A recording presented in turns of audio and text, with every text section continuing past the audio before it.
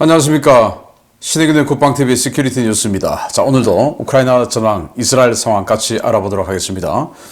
기대를 모았던 이 이스라엘과 하마스의 휴전 협상이 파토가 났습니다. 하마스에서 공식 거부해버렸습니다. 그러니 당연히 이스라엘군은 이 휴전이 없으니 이 라마단 기간 중이라 하더라도 이집트와의 국경 지역이죠. 그 라파 검문소에 있는 그 지역으로 지상군을 밀어넣겠다라는 거 아니겠습니까? 그런데 이란이 헤즈볼라를 오더를 내렸습니다. 헤즈볼라에게 전면전 감행하라라는 오더를 내렸습니다. 헤즈볼라는 어떻게 대답을 했고 또 어떻게 지금 진행되고 있는지 보도록 하겠고, 자, 오래간만에 우크라이나 전에서 굉장히 여러분들 기다리시던 승전의 소식을 전해드리게 되었습니다. 큰 어떤 그 전국급 전장에서 승리한 건 아니고 하나의 전투인데 거의 대첩이라고 할 수 있는 전투예요. 요즘 드론 시대죠. 우크라이나군 드론 부대가 러시아군 기갑 부대를 완전히 그냥 초토화 시켜버렸는데 한두 대도 아니고 대대 전체를 그냥 초토화 시켜버렸습니다. 드론 부대가 거의 대첩이라고 할 수 있는데 어떤 내용인지 같이 보도록 하겠습니다. 자, 우크라이나 전황 먼저 보겠습니다. 병력은 1150명의 러시아군을 사상시켰다라고 발표했고, 전차는 23대 격파, 장갑차 44대 격파, 차량 40대 격파, 특수장비 7대 격파, 야포 41문 격파, 무인항공기 15대 격추. 네, 전과 아주 많습니다. 병력 사상시킨 것도 많고, 전차, 장갑차, 야포 등등 거의 작년 6월, 7월 이때 우크라이나군의 전성기 때 그때의 전과를 보는 것 같은데, 우크라이나군은 총 99회의 교전을 했고, 오래간만에 전선이 어렵다, 민간인 피해가 크다 이런 이야기 하다가 오래간만에 적의 공격을 격퇴 중이다, 이렇게 밝혔어요. 아마 그게 제가 조금 이따가 알려드릴 그 대첩 때문인 것 같은데요. 자, 투스크 폴란드 총리는 폴란드와 우크라이나 국경 임시 폐쇄를 검토한다 라고 발표를 했어요. 왜냐, 지금 전 유럽이 농민들의 시위가 어마어마하죠. 그게 우크라이나산 농산물의 덤핑 때문인데, 그래서 그 우크라이나산 농산물의 진입을 일시적으로 막기 위해서 국경을 임시 폐쇄하는 것을 검토한다 라고 했더니, 이제 우크라이나 외무장관은 아니, 합의도 없이 국경을 폐쇄하는 게 어딨냐 라고 항의를 했습니다. 자, 에르도안 튀르키예 대통령은 러시아와 우크라이나의 평화회담 중재를 제안하고, 니들 둘 다 우리 튀르키예로 와라, 여기서 평화회담 좀 하자라고 제안을 했는데 두 나라는 대답이 없다라고 합니다. 자, 이탈리아 정보국이 놀라운 이야기를 했는데요. 러시아가 선거를 앞두고, 러시아 선거도 있지만 유럽에도 선거가 많죠. 그 선거를 앞두고 대규모 하이브리드전을 수행을 하고 있는데, 이 하이브리드전이 뭐냐? 심리전, 또 공작, 여론 공작 이런 거 아니겠습니까? 그러면서 어떤 예를 들었냐? 앞서 말씀드렸던 것처럼 지금 전 유럽에서 이 농민들 시위가 한창이지 않습니까? 그 농민 시위의 배후에 러시아가 있을 수 있다라고 이탈리아 정보국이 밝혔어요. 자, 이 정도 말을 하면 그 배후에 러시아가 있다 라고 말하고 싶은데, 그렇게 말하면 큰일 날 것 같으니까 있을 수 있다 라고 한 거 아니겠습니까? 우리나라에도 농민도 아닌 것 같은 사람들이 농민단체 하는 사람들이 있는데, 그 배후에 누가 봐도 저 배후에 저 북한 있는 것 같은데 라는 생각이 드는 단체들이 있죠. 그런데 저 배후에 북한 있어 라고 하면 정치적으로 저 같은 개인이야 관계가 없습니다만은, 이 정치인들 또는 정당이 또는 정부가 그런 이야기 하면 큰일 나겠죠. 그런 것처럼 이 이탈리아 정보국에서도 분명히 저 뒤에 러시아 있어. 그런데 그걸 공식적으로 말은 할 수 없어서 있을 수 있다라고 이야기를 하는데, 지금 전 유럽에서 일어나고 있는 우크라이나산 농산물로 인한 농민들의 시위 폭동이 러시아가 배후 조작하고 있는 것이다 라는 거예요. 자, 루시, 여기는 이 영국 왕립연구소입니다. 영국의 싱크탱크죠. 러시아가 제재 회피하기 위해서 정보 요원들 네트워크를 구축하고 있는데, 전 세계적으로 정보 요원들을 보내서 그레이 이런 식으로 이제 요원들 만들어서 블랙 요원도 만들고 해서, 그래서 이제 무기 부품이라든지 이런 것들을 밀수해 들어가는 네트워크를 구축하고 있다라고 폭로를 했고, 미 의회는 지금 아직도 그 2024 회계연도 예산안 통과가 안 됐죠. 그러면 뭐 완전히 국가 지금 셧다운 되는 거 아닙니까? 공무원들 월급도 못 주고, 그런 걸 막기 위해서 임시 법안에 합의를 했는데, 일단 나라는 굴러가야 되니까. 그러나 우크라이나, 그리고 또 민주당은 이스라엘 지원, 공화당은 우크라이나 지원 금지, 이렇게 해서 그것들은 그 예산들은 배제가 됐다라는 아쉬운 소식입니다. 자, 폴란드 외무장관은 이 마이크 존스 미 하원 의장이죠. 이 하원 의장이 당신네가 지금 이 의안을 상정을 안 하니까 지금 우크라이나 지원 못하는 거 아니냐. 그로 인해서 우크라이나의 사상자, 그리고 우크라이나의 인적 물적 손실, 이거 마이크 존스 하원 의장 당신이 책임져야 한다라고 폴란드 외무장관이 성토를 했고, 백악관과 국방부는 대통령이 직접 이렇게 결심할 수 있는 그런 예산이 있어요. 그게 이제 최대 40억 달러인데 그 40억 달러 규모의 군사 지원을 검토를 한다. 그래서 이 미군 인벤토리에 있는 것들 중에서 자, 이거 좀 빼줘서 줘라 라고 하는 것들이죠. 그래서 40억 달러 같으면 꽤 되는데, 물론 뭐 610억 달러에 비하면 조족지혈입니다만은 그래도 워낙 지금 우크라이나가 어려우니까 지금 이 포탄 교환비가 우크라이나는 하루에 700에서 1000발, 러시아는 한 9,000발 이렇게 쏜답니다. 그러니 뭐 화력에서 지금 상대가 안 되죠. 그래서 우크라이나는 포탄이 없으니 대화력전 이런 거 할 때, 또는 대기갑전 할 때 포탄과 대전차 미사일 이런 걸 하는 게 아니고 드론으로 지금 하고 있는 겁니다. 그게 지금 좀 이따 나오는 거고요. 그래서 40억 달러 규모, 이거 어차피 정권 바뀌면 못 주는 거니까 빨리 그냥 줘버리자라고 생각을 하는 것 같아요. 그래서 여기에 대해서 어떤 품목을 40억 달러를 맞출 것이냐를 지금 짜 맞추는 이 과정에 들어갔다라는 거고, 우크라이나는 노보미알리우카에서 죽음의 길 작전 경과를 공개했는데, 죽음의 길은 뭐냐? 바로 러시아 기갑 부대에 있어서 죽음의 길인 겁니다. 자, 여기 보시면 도네츠크 남서쪽에 마린카가 있죠. 마린카 남쪽의 이 지점인데, 여기에서 러시아군이 이런 식으로 여기 길이 있죠. 이 길을 따라서 쭉 내려오는 겁니다.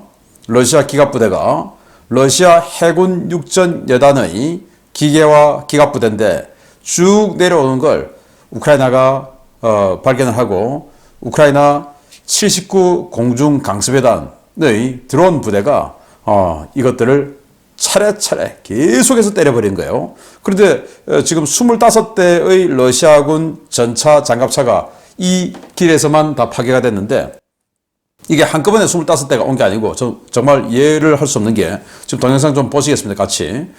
이해를 할 수 없는 게, 뭐, 3대, 4대, 2대, 3대, 이런 식으로 찔끔찔끔 한 개 소대씩 그냥 온 거예요. 그게 계속 깨지는 겁니다. 자, 그러면, 이렇게 전차 장갑차가 드론에 허무하게 깨지는 이유는 뭐냐? 대공 무기가 없으니까 그런 거 아니겠습니까? 자, 그러면 앞서 갔던 부대가 드론에 의해서 소대가 전체 전멸했어. 자, 그러면 그 다음 소대는, 또는 그 다음 중대는 드론을 여겨갈 수 있는 대공 무기를 가지고 가야 되겠죠?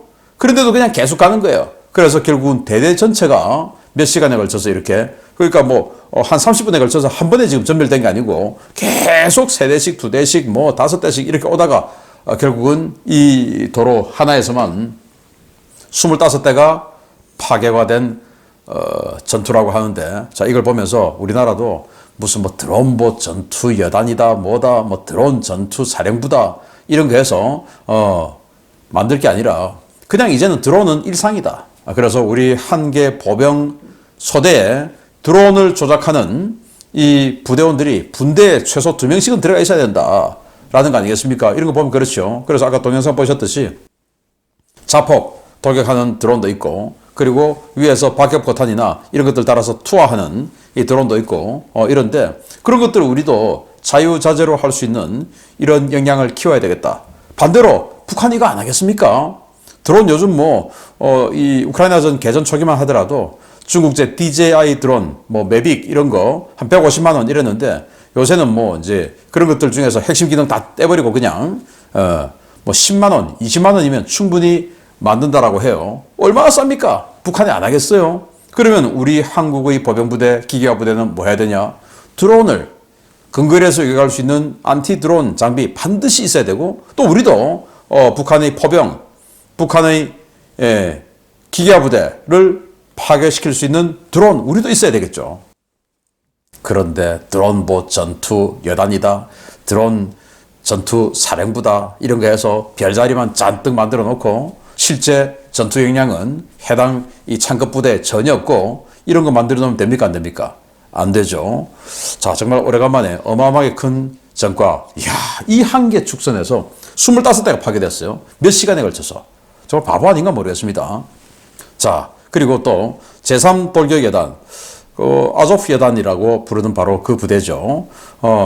크라스노 호리우카에 투입되어서 정착촌을 오래간만에 탈환했다라는 탈환 소식이 들려왔는데, 자, 여기입니다. 마린카. 아까 그 전차를 깨부순 데는 마린카 남쪽, 여기는 마린카 북쪽의 이 정착촌을 제3돌격여단이 탈환했다라는 소식을 전해왔습니다. 자, 이제 이스라엘 상황 보겠습니다.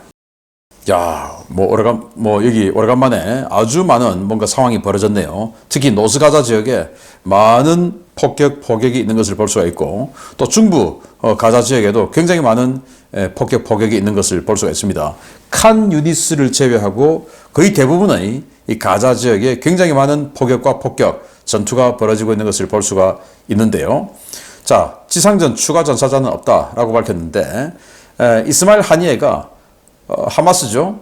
파리 휴전 협상안을 최종적으로 거부했다라고 합니다. 그래서 인질 협상은 원점으로 회귀했다라는 거고, 이스라엘 언론 또는 미국 바이든 대통령 등이 이번 주 말 중에는 라마단 기간 들어가기 전에 뭔가 좋은 소식이 들려올 것 같다라고 했으나, 저희들이 며칠 전부터 알자지라나 알마야딘 같은 언론에서는 이 마지막에 하마스가 엎어버린다, 이런 보도가 나온다라고 제가 한 3일 전부터 말씀드렸는데, 결국 그 알자지라의 그 평가가 맞았다라는 아쉬운 생각이 들고요. 그러면서 이제 이 이스마일 하니에는 모든 무슬림이 라마단 기간에 알 아크사 사원에 집결하라 라고 선언했어요. 그래서 뭔가 한번 해보자 라는 건데, 그게 좀 이따가 나오는 소식입니다. 자세히 알려드리겠습니다. 그래서 이스라엘 내각은 이 성전산, 그러니까 알 아크사, 이 모스크가 있는 곳이 이제 성전산이죠. 여기에 자, 무슬림 참배를 시켜줄 거냐 말 거냐, 지금 상황이 이런데, 아무리 뭐 라마단이나 뭐다 하더라도 이 기간 중에 어마어마한 무슬림들이 이 알 아크사에 들어올 텐데 이거 괜찮겠냐 라는 이 회의를 하는데, 여기에서 벤 비그르 국가안보 장관이 아니 이거 무슬림들 못 오게 만들어야 된다라고 하는 것을, 야 그럼 이거 뭐 전 세계적으로 가만히 있겠냐라고 해서 벤 비그르 국가안보 장관을 배제하고, 그리고는 그냥 무슬림들이 알 아크사 사원에 올 수 있는 것으로 이렇게 결정을 했다고 합니다. 근데 굉장히 위험한 것 같아요. 자, 미국과 캐나다는 가자 지구에 지금 접근이 어렵다. 그래서 대규모 구호품을 공수로 지원하는 것을 고려한다 라는 건데, 요르단 압둘라 2세 국왕이 공수해서 C-130 수송기를 타고 직접 막 공수해주고 하는 그 퍼포먼스를 했는데, 그게 대부분 지금 지중해로 떨어져 버렸죠. 미국과 캐나다가 하면은 그렇지는 않겠죠. 자, 또 타임스 오브 이스라엘은 복면 쓴 이 하마스 조직원이 가자 시장에서 구호품의 가격을 매겨서 팔고 있다라는 거예요. 나쁜 놈들이죠. 자기네들 배를 채워주려고 구호품 주는 거 아닌데, 그래도 또 잡혀가긴 싫은지 복면을 쓰고 구호품을 팔고 있다라는 겁니다. 라파에서 반 하마스 집회가 확산되고 있는데, 팔레스타인에서 나가라. 왜냐? 아니 구호품 자기네들이 독식하고 팔고 이러니까 이제 시민들이 집회를 하는 거죠. 자, 그런데 제가 여기에서는 직접 절대로 보여드릴 수 없는 사진이 있는데, 이 하마스들이 그 시위하는 사람들 중에 이 주도자를 붙잡아서 마치 중세 시대에 말 뒤에 사람을 뭐 어떻게 매달아서 끌고 다니는 것처럼 오토바이 뒤에 이 주도자, 시위 주도자를 빨가벗겨서 발을 묶어서 시내 중세 같으면 이제 흙길이겠으나 여기는 지금 이 포장된 도로 아니겠습니까? 여기를 그냥 질주하고 끌고 다니는 이런 사진이 지금 몇 장이 공개됐는데 정말 처참해요. 정말 뭐 여기는 동족이다 뭐다 아무것도 없고 오직 자기의 이익만 내 이익을 감히 니들이 건드려 지금 이 상황인 것 같습니다. 이름에도 불구하고 이들을 지하디스트라고 할 수 있냐라는 거죠. 자, 그리고 팔레스타인 외무장관은 이 세뇌가 구성이 됐는데 구성을 하는데 하마스는 절대 참가 불가하다 이렇게 이야기를 했고, 갈란트 국방장관은 이 하레디 문제, 그러니까 유대교 원리주의자들이죠, 군대 안 가는 이 문제 때문에 연정 붕괴 우려가 있으니까 중도층이 우리 여당 연정에 좀 들어와 달라라고 이야기를 하고 있고, 이 하레디들이 전국 각지에서 입대 거부 폭동을 일으키고 차라리 죽겠다라고 막 뒤집어 눕고 이러고 있는데, 동영상 보면 기가 찹니다. 아니, 국가를 지키기 위해서 군대를 가는 것이 의무인데, 우리도 그렇고 이스라엘도 그렇고, 그런데 차라리 죽겠다라고 할 것처럼 죽는 것보다 국가 지키는 게 더 싫다, 그러면서 일은 하지 않고 평생 국가에서 주는 것 가지고 무의도식하고 있는 게, 이게 무슨 뭐 꼭 우리나라에 어디 보는 것 같은, 누구 보는 것 같은 그런 생각이 확 드네요.